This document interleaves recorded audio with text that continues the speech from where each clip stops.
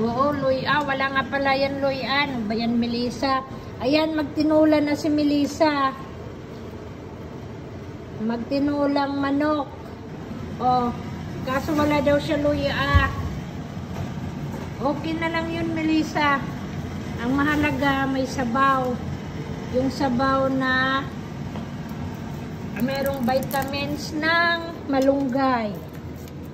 O, diba? Doon pa yung pamunas. Kita pa namin yung pamunas.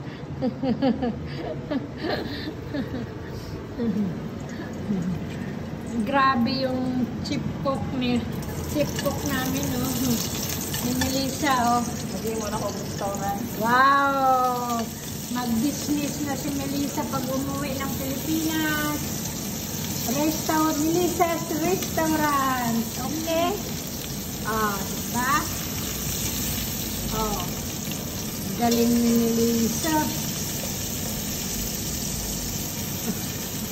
Ayos na ayos. Yun yung ano ni Melissa, oh. O, tingnan mo yung slice ko na onion. Ang laki-laki. Okay lang yun. Sauce naman eh.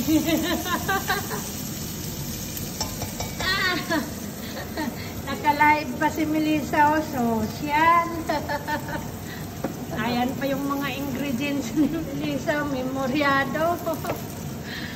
Ay, naku po.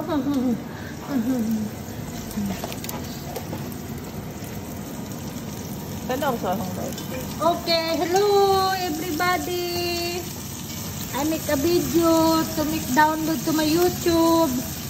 Search Gats El Torrillo. Okay na. Ready na si Melissa, oh.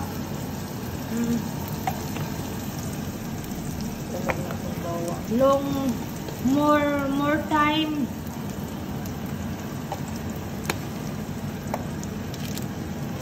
Para ma-clear yung how to Melissa make tinulang manok.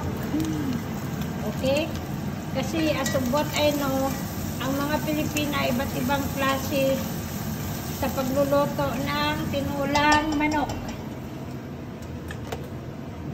At yan ay made by Melissa.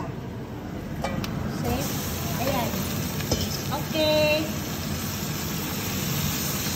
Gano'n na, wala ko sa paano ng tao. Ang sunod yan mga gulay na. Kaya thank you again for watching.